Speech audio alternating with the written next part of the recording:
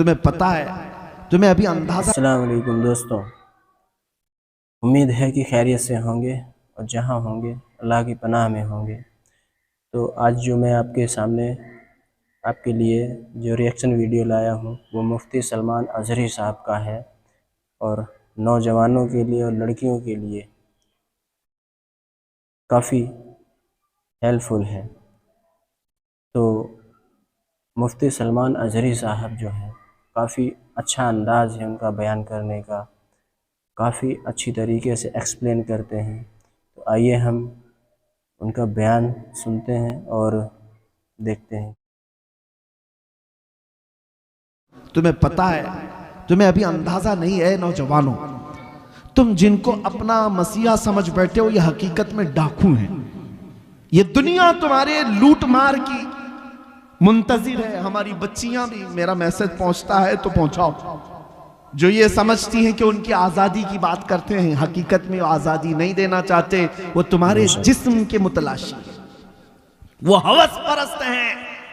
हमने कहीं एक हिकायत पढ़ी थी कि भेड़िए जो है, भेड़िए जानते हैं, अब भेड़ियों ने ये बाहर आकर के ऐलान करना शुरू किया कि बकरियों को आजादी दे दो, बकरियों को आजादी दे दो। अरे भेड़िया तो बकरी को खाता है, लेकिन बकरियों की हिमायत में नारे लग रहे हैं। सेम आज की सिचुएशन में आपको बता रहा हूं, भेड़िए आए हैं मोहल्ले में और नारे लगा रहे हैं बकरियों को आजादी दो, बकरियों को आजादी दो। और चंद बकरियां जब भेड़ियों को नारा लगाते हुए सुनी तो उनको लगा कितने अच्छे भेड़िए हमारी इज्जत की बात कर रहे हैं, हमारी हिमायत, आजादी होना चाहिए। सही बात है।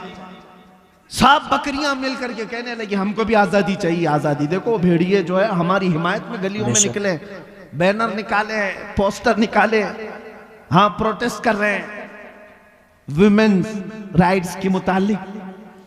तो जो बूढ़ी बकरियां थी उन्होंने समझाया, कहा कि ए बच्चियों, आजादी नहीं है ये अच्छी चीज नहीं, तुम्हारी इज्जत मालिक के घर में ही सलामत है, यहीं रहो, जो हमारा मालिक है वो हमारी देखभाल अच्छी कर रहा है, बाहर जाओगी आजादी, ये भेड़िए तुम्हें छोड़ेंगे नहीं। कहा बूढ़ी बकरियों को इन सबों ने गालियां दी कि ये अम्मा पुरानी बातें करती हैं, तुम्हारा दौर और था, हमारा दौर और है, हमें आजादी चाहिए, आजादी चाहिए। और धरने पर बैठ गई। बकरियों को मालिक ने आजाद कर दिया, जाओ आजादी चाहिए, आजादी छोड़ दिया। बकरियां सड़कों पर आई और भेड़ियों ने जब आजाद देखा तो सबको चीर फाड़ कर रख दिया, बकरियां सब मर गई। एक हिकायत, ये कोई लतीफा नहीं। सेम सिचुएशन आज मैं अपनी बच्चियों को समझाता हूं। जो लोग तुम्हारी आजादी का नारा लगा रहे हैं, अगर इनको इतनी ही तुम्हारी इज्जत प्यारी होती तो ये क्लबों में और स्टेजों पर नंगा लाकर तुम्हें कभी नहीं खड़ा करते, तुम्हें कई कई लोगों के बिस्तरों पर जाने पर मजबूर नहीं करते। ये हकीकत में तुम्हारे जिस्म के नंगेपन के हवस के पुजारी हैं। इन्हें सिर्फ और सिर्फ हवस अपनी पूरी करनी है। इसी तरह है नौजवानों, तुम्हें जो दुनिया की तरफ बुला कर ये कहता है कि इसमें आजादी, इसमें फ्रीडम और इसमें इज्जत है, ये दर हकीकत तुम्हें जानवर बनाना चाहते हैं। और कुछ नौजवान बन गए, कानों में बालियां भी आ गई, हाथों में चूड़ियां आ गई, सरों में चोटियां आ गई, कपड़े भी जगह जगह से फाड़ कर पहनने लगे और इसको फैशन कहने लगे। तुम्हें औरतों की चीजें दे दी गई, तुम्हें समझ में नहीं आया। कितने नौजवान हैं वो ये सोचे बगैर सब करने लग गए। अरे तुम्हें न मर्द बना रखा, ना औरत, बीच का बनाकर छोड़ दिया दुनिया ने, फिर भी तुम समझ रहे हो कि ये अभी फैशन है, फैशन है, ठगे जा रहे हो। और आओ मैं तुम्हें बताता हूं, हमारे दर्द को अगर सबसे ज्यादा महसूस करने वाला कोई है, बिल्कुल सही बात है, हमारे गम को सबसे ज्यादा सहने वाला कोई है, वो मेरे आका मदीने के ताजदार की जात है। खुद मेरे आका फरमाते हैं, मेरे उम्मत के किसी के पांव में कांटा भी चुभे तो उसका दर्द मुझे होता है। अल्लाह, है कोई दुनिया में इस तरह? एक रिवायत सुनो, तवज्जो, इधर तवज्जो। जब मेरे आका सल्लल्लाहु ताला अलैहि वसल्लम की वफात का वक्त करीब आया, सुनो है मुसलमानों, मलकुल मौत हुजरे में दाखिल हो गए, इजाजत लेकर आए। यह आखिरी दिन था मेरे आका का, नज़ा का वक्त चल रहा है। नज़ा और सकरात किसको कहते हैं पता है? उस वक्त आदमी अपनी माँ बहनों को और भाई बाप को नहीं पहचानता। सकरात के वक्त तो आदमी को अपना नाम तक याद नहीं रह जाता। बड़ी सख्त हालत का नाम है सकरात। अच्छे अच्छे लोग अपनों को भूल जाते हैं, नहीं याद रहता। नबी मुकर्रम शहींशाह दो आलम मुस्तफ़ा जाने रहमत सल्लल्लाहु अलैहि वसल्लम का आखिरी वक्त है।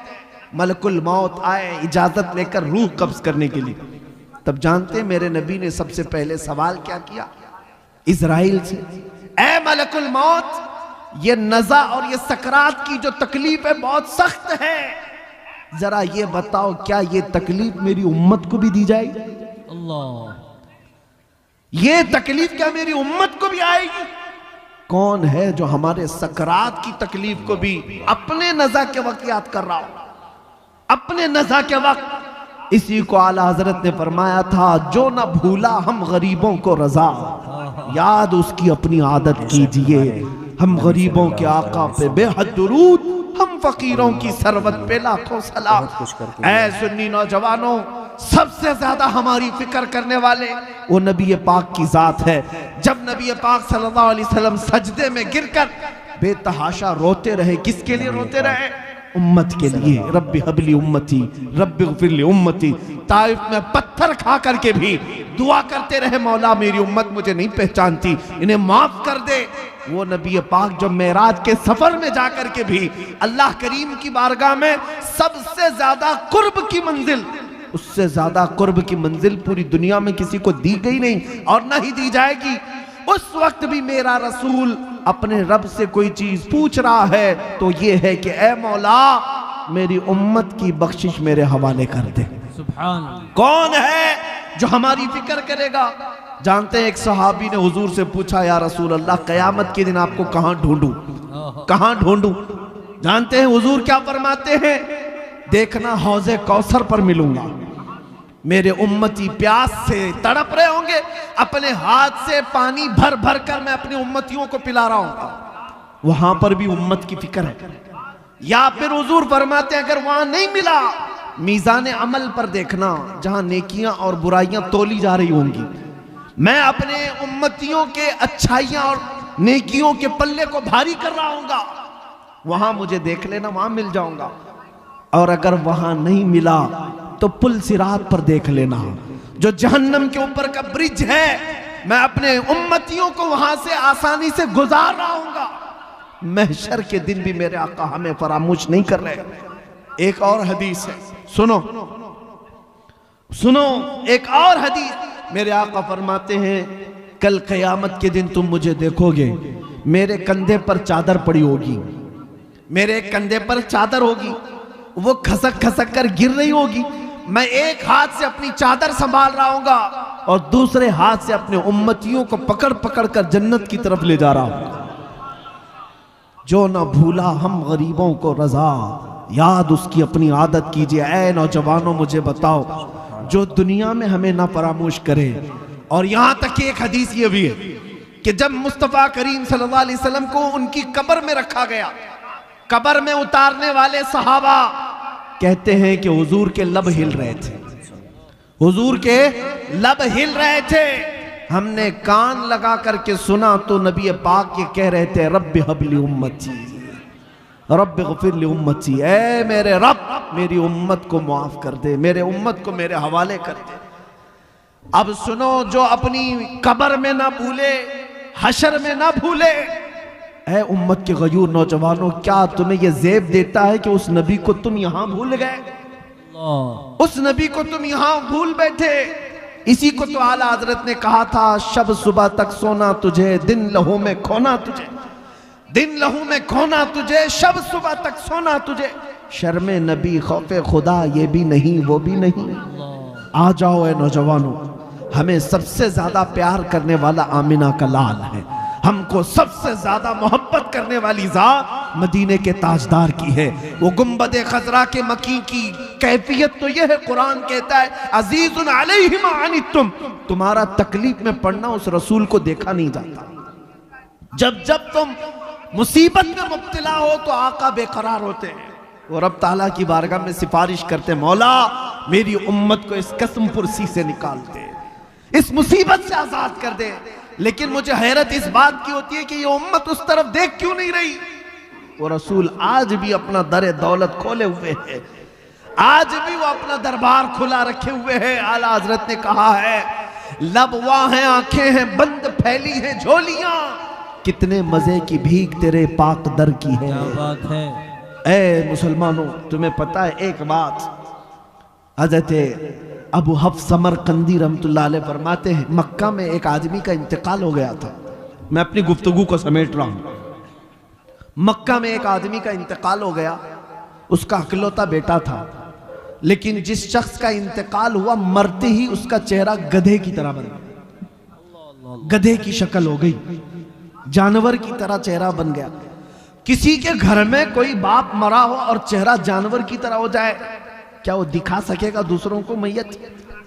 बेटे ने जल्दी से दरवाजा बंद कर दिया, रोने लग गया कि क्या हो गया मेरे बाप के साथ, क्या हो गया। घर वालों को मालूम था, बाहर किसी को नहीं मालूम। रोते बेटा अब क्या करें। बेटे ने यह सोचा कि घर में ये गड़ा खोदूंगा और यहीं पर बाप को दफन कर दूंगा, बताऊंगा नहीं, क्योंकि इज्जत का सवाल है। कोई देखेगा इसका बाप जानवर की तरह हो गया, मरने के वक्त क्या कहेगी दुनिया। रोते हुए अपने घर में बैठा था, अचानक उसके घर का दरवाजा खुला और एक बुजुर्ग घर के अंदर दाखिल हुए। उनके चेहरे पर चादर पड़ी थी। इसने देखा ही नहीं, सारे दरवाजे बंद थे। अचानक दरवाजे से एक बुजुर्ग आए, सीधे उस मैयत की तरफ गए, चादर हटाया, मैयत के चेहरे के ऊपर से हाथ रखा, दुआ की, फिर चादर डाल दी। ये नौजवान जो बेटा बैठा हुआ था ये देख रहा था उस बुजुर्ग को आते हुए और फिर ये करते हुए। फिर वो बुजुर्ग इसके पास आया, कहा पूछा क्या बात है, क्यों रो रहा है। ये चेहरा उठाए बगैर कहता, मैं जानता नहीं आप कौन है, कैसे आ गए, लेकिन आपने देख ही लिया है, अब मेरे बाप के चेहरे को तो देखो। मेरा बाप मरा है, चेहरा जानवर की तरह हो गया, इस बात के गम में रो रहा हूं। आए हुए बुजुर्ग ने कहा, उठ जा, देख तेरे बाप का चेहरा सलामत है। वो गया, जाकर देखता है चादर हटाकर बाप का चेहरा तो चांद की तरह चमक रहा था, खूबसूरत है, कुछ नहीं बदला। खुशी के मारे रोने लग गया। और ये बुजुर्ग घर से निकल ही रहे थे, दरवाजे तक पहुंचे थे, दौड़ता हुआ आया और इस बुजुर्ग का दामन पकड़ लिया, पूछा आप कौन हैं। अल्लाह के फरिश्ते, आप कैसे मेरे घर पर आए, ये कैसी रहमत। आए हुए नूरानी बुजुर्ग ने पलट कर कहा, अना मुहम्मदुन रसूलुल्लाह, मैं मोहम्मद अल्लाह का रसूल हूं। बात ये थी, सुन, तेरा बाप एक गुनाह में मुब्तला था जिसकी वजह से अल्लाह का गजब नाजिल हुआ। एक बुराई थी, वो मैं तुझे नहीं बताऊंगा, मैं छुपा दूंगा, लेकिन जिसकी वजह से अल्लाह का गजब इस पर नाजिल हुआ। लेकिन ए शख्स, ए लड़के, तेरे बाप की एक अच्छाई ये थी, तवज्जो, अच्छाई क्या है, हमारी मौत के वक्त भी चेहरे चमका सकती है। तवज्जो, मौत के वक्त भी चेहरे चमका सकती है। नबी रहमत सल्लल्लाहु अलैहि वसल्लम ने फरमाया, तेरे बाप की एक खता थी जिससे मौला नाराज था, लेकिन एक अच्छाई ये थी कि तेरा बाप उस वक्त तक बिस्तर पर सोता नहीं था जब तक 100 बार मुझ पर दुरूद नहीं पड़ता था। सुभान अल्लाह, नारे तकबीर, नारे रिसालत, अज़मत मुस्तफ़ा। इसका दुरूद जो फरिश्ते मुझ तक पहुंचाते थे वो आए, उन्होंने कहा, या रसूल अल्लाह, गजब हो गया, वो बंदा जो आप पर 100 बार दुरूद पढ़ता था रोजाना, उसका चेहरा अल्लाह ने गजब से बदल दिया। हुजूर फरमाते, मैं वहीं से उठा और तेरे घर आया और तेरे बाप के चेहरे को देखा, बदला तो जरूर था, लेकिन मैंने हाथ रखकर अल्लाह की बारगाह में अर्ज की, ऐ रब्बे करीम, ये मुझ पर दुरूद पढ़ने वाला चेहरा है और मैंने हाथ रखा है, मेरे हाथ की लाज रख ले और मेरे इस गुलाम के चेहरे को हुस्न में बदल दे। रब ताला ने फरमाया, ऐ महबूब, अपना हाथ उठाओ, उसके चेहरे को हम चमकदार बना देंगे। नबी पाक सल्लल्लाहु ताला अलैहि वसल्लम मदद के लिए मौत के वक्त भी तशरीफ लाए।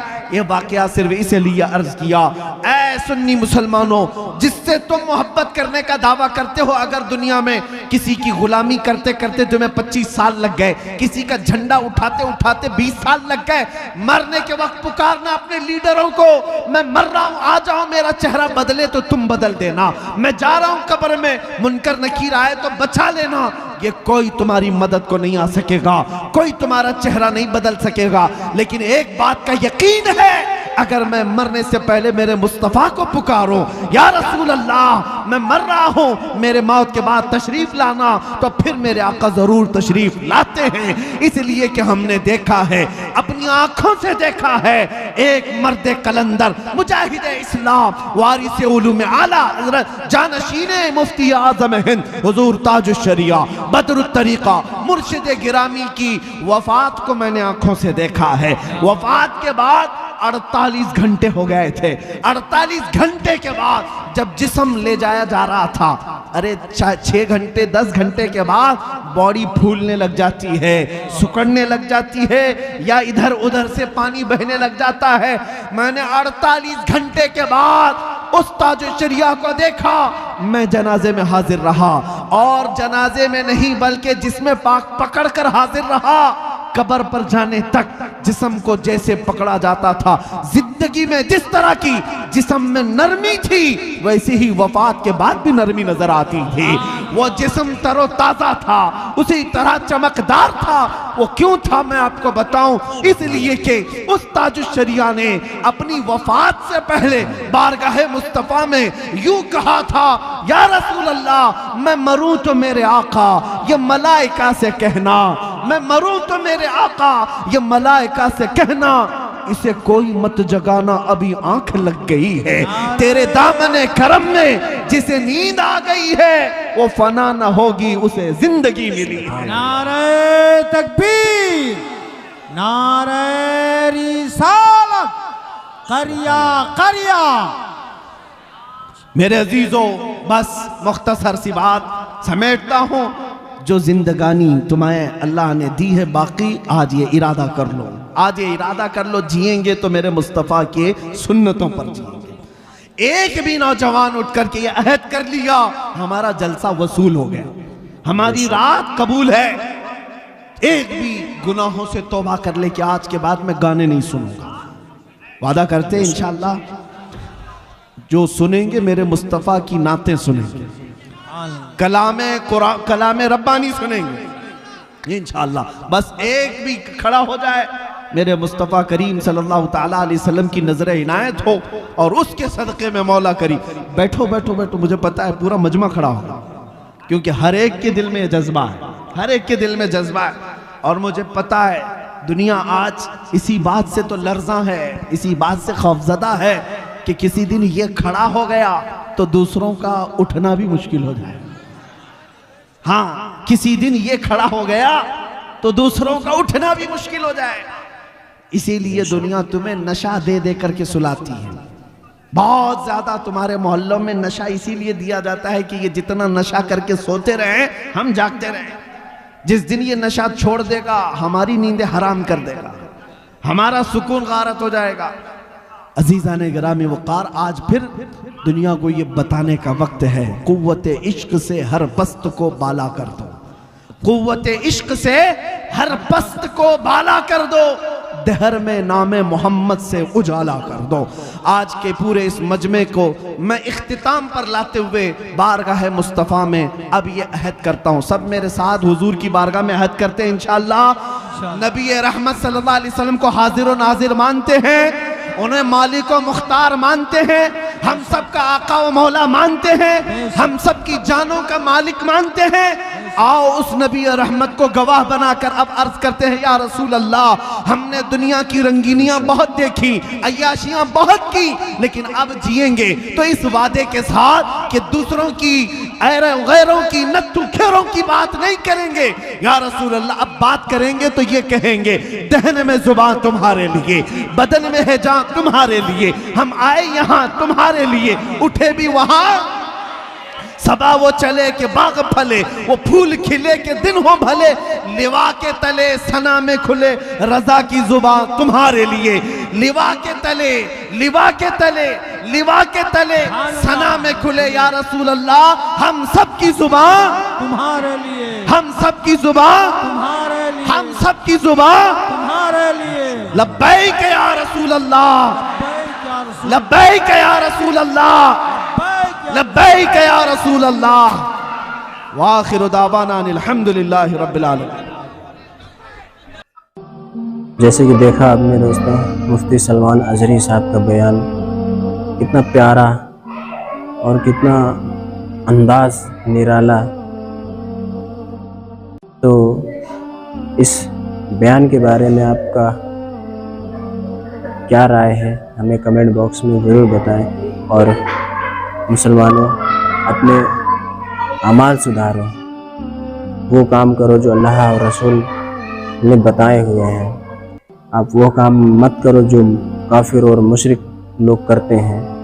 आप मोमिन हो, नबी सल्लल्लाहु अलैहि वसल्लम की उम्मत हो। बेशक तुम नबी सल्लल्लाहु अलैहि वसल्लम की उम्मत हो, तो उसी रास्ते पे चलो जो हमारे नबी ने बताया।